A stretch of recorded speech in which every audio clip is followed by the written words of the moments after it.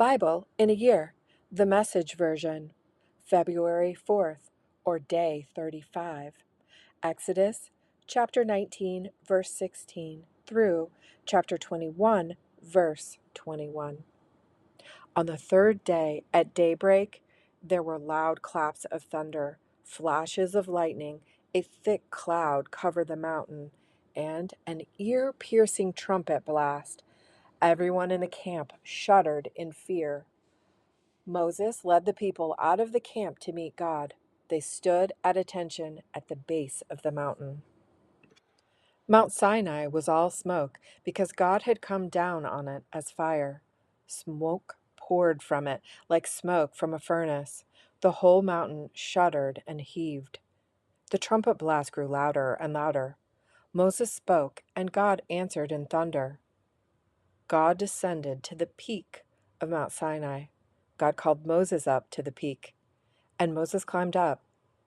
God said to Moses, "Go down, warn the people not to break through the barriers to get a look at God, lest many of them die. And the priests also, warn them to prepare themselves for the holy meeting, lest God break out against them." Moses said to God, "But the people can't climb Mount Sinai. You've already warned us, well, telling us, post boundaries around the mountain, respect the holy mountain." God told him, "Go down and then bring Aaron back up with you, but make sure that the priests and the people don't break through and come up to God, lest he break out against them." So Moses went down to the people, and he said to them, "God spoke all these words. I am God, your God, who brought you out of the land of Egypt, out of a life of slavery. No other gods, only me. No carved gods of any size, shape, or form of anything whatsoever, whether of things that fly or walk or swim. Don't bow down to them, and don't serve them, because I am God, your God, and I'm a most jealous God, punishing the children for any sins their parents passed on to them, to the third, and yes, even to the fourth generation of those who hate me. But I'm unswervingly loyal to the thousands who love me and keep my commandments.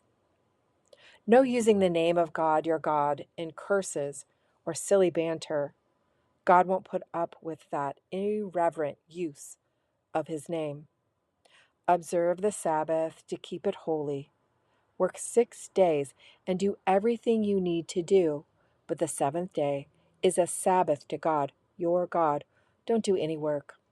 Not you, nor your son, nor your daughter, nor your servant, nor your maid, nor your animals, not even the foreign guest visiting in your town. For in 6 days God made heaven and earth and sea and everything in them. He rested on the seventh day. Therefore, God blessed the seventh day, and he set it apart as a holy day. Honor your father and mother, so that you'll live a long time in the land that God your God is giving you. No murder, no adultery, no stealing, no lies about your neighbor, no lusting after your neighbor's house, or wife, or servant, or maid, or ox, or donkey. Don't set your heart on anything that is your neighbor's. All the people, experiencing the thunder and lightning, the trumpet blast, and the smoking mountain, were afraid. They pulled back and stood at a distance. They said to Moses, "You speak to us, and we'll listen, but don't have God speak to us, or we'll die." Moses spoke to the people, "Don't be afraid. God has come to test you and instill a deep and reverent awe within you so that you won't sin." The people kept their distance while Moses approached the thick cloud where God was. God said to Moses, "Give this message to the people of Israel. You've experienced firsthand how I spoke with you from heaven. Don't make gods of silver and gold, and don't set them alongside me.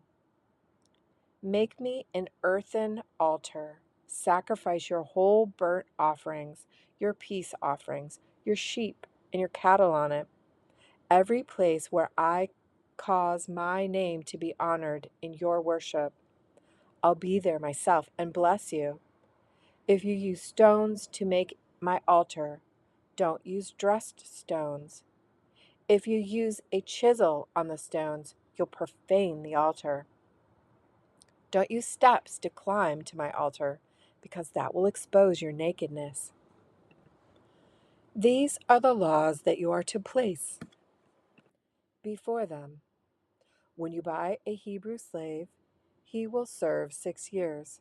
The 7th year, he goes free for nothing. If he came in single, he leaves single. If he came in married, he leaves with his wife. If the master gives him a wife, and she gave him sons and daughters, the wife and children stay with the master, and he leaves by himself. But suppose the slave should say, I love my master and my wife and children. I don't want my freedom. Then his master is to bring him before God and to a door or doorpost and pierce his ear with an awl, a sign that he is a slave for life. When a man sells his daughter to be a handmaid, she doesn't go free after 6 years like the men. If she doesn't please her master, her family must buy her back. Her master doesn't have the right to sell her to foreigners, since he broke his word to her. If he turns her over to his son, he has to treat her like a daughter. If he marries other women, she retains all her full rights to meals, clothing, and marital relations. If he won't do any of these 3 things for her, she goes free for nothing. If someone hits another and death results, the penalty is death. But if there was no intent to kill, if it was an accident, an act of God, I'll set aside a place to which the killer can flee for refuge. But if the murder was premeditated, cunningly plotted, then drag the killer away, even if it's from my altar, to be put to death. If someone hits father or mother, the penalty is death. If someone kidnaps a person, the penalty is death, regardless of whether that person has been sold or is still held in possession. If someone curses father or mother, the penalty is death. If a quarrel breaks out and one hits the other with a rock or a fist, and the injured one doesn't die but is confined to bed and then later gets better and can get out on a crutch, the one who hit him is in the clear, except to pay for the loss of time and make sure the complete recovery. If a slave owner hits a slave, male or female, with a stick, and the slave dies on the spot, the slave must be avenged. But if the slave survives a day or two, he's not to be avenged. The slave is the owner's property. Matthew chapter 23, verse 13 through verse 39. I've had it with you. You're hopeless. You religion scholars, you Pharisees, frauds. Your lives are roadblocks to God's kingdom. You refuse to enter and won't let anyone else in either. You're hopeless. You religion scholars and Pharisees, frauds. You go halfway around the world to make a convert. But once you get him, you make him into a replica of yourself. Double damned. You're hopeless. What arrogant stupidity. You say, if someone makes a promise with his fingers crossed, that's nothing. But if he swears with his hand on the Bible, that's serious. What ignorance! Does the leather on the Bible carry more weight than the skin on your hands? And what about the piece of trivia? If you shake hands on a promise, that's nothing. But if you raise your hand that God is your witness, that's serious? What ridiculous hair splitting. What difference does it make whether you shake hands or raise hands? A promise is a promise. What difference does it make if you make your promise inside or outside a house of worship? A promise is a promise. God is present, watching, and holding you to account regardless. You're hopeless. You religion scholars and Pharisees, frauds. You keep meticulous account books, tithing on every nickel and dime you get. But on the meat of God's law, things like fairness, compassion, and commitment, the absolute basics, you carelessly take it or leave it. Careful bookkeeping is commendable, but the basics are required. Do you have any idea how silly you look? Writing a life story that's wrong from start to finish, nitpicking over commas and semicolons? You're hopeless. You religion scholars and Pharisees, frauds. You buff the surface of cups and bowls so they sparkle in the sun, while the insides are maggoty with the greed and gluttony. Stupid Pharisees. Scour the insides, and then the gleaming surface will mean something. You're hopeless. You religion scholars and Pharisees, frauds. You're like manicured grave plots, grass clipped, and the flowers bright, but 6 feet down, it's all rotting bones and worm-eaten flesh. People look at you and think, you're saints, but beneath the skin, you're total frauds. You're hopeless. You religion scholars and Pharisees, frauds. You build granite tombs for your prophets and marble monuments for your saints. And you say that if you had lived in the days of your ancestors, no blood would have been on your hands. You protest too much. You're cut from the same cloth as those murderers and daily add to the death count. Snakes, cold-blooded sneaks. Do you think that you can worm your way out of this? Never have to pay the piper? It's on account of people like you that I send prophets and wise guides and scholar generation after generation after generation after generation. You treat them like dirt, greeting them with lynch mobs and hounding them with abuse. You can't squirm out of this. Every drop of righteous blood ever spilled on this earth, beginning with the blood of that good man Abel, right down to the blood of Zechariah,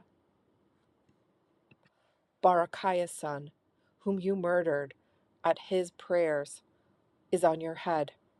All this, I'm telling you, is coming down on you, on your generation. Jerusalem, Jerusalem, murderer of prophets, killer of the ones who brought you God's news. How often I've ached to embrace your children the way a hen gathers her chicks under her wings, and you won't let me. And now you're so desolate. Nothing but a ghost town. What is there left to say? Only this: I'm out of here soon. The next time you see me, you'll say, oh, God has blessed him. He's come, bringing God's rule. Psalm chapter 28, verse 1 through verse 9, a David psalm. Don't turn a deaf ear when I call you, God. If all I get from you is deafening silence, I'd be better off in a black hole. I'm letting you know what I need, calling out for help, and lifting my arms towards your inner sanctuary. Don't shove me into the same jail cell with those crooks, with those who are full-time employees of evil. They talk a good line of peace and then moonlight for the devil. Pay them back for what they've done, for how bad they've been. Pay them back for their long hours in the devil's workshop. Then cap it with a huge bonus because they have no idea how God works or what He's up to. God will smash them into smithereens and walk away from the ruins. Blessed be God. He heard me praying. He proved He's on my side.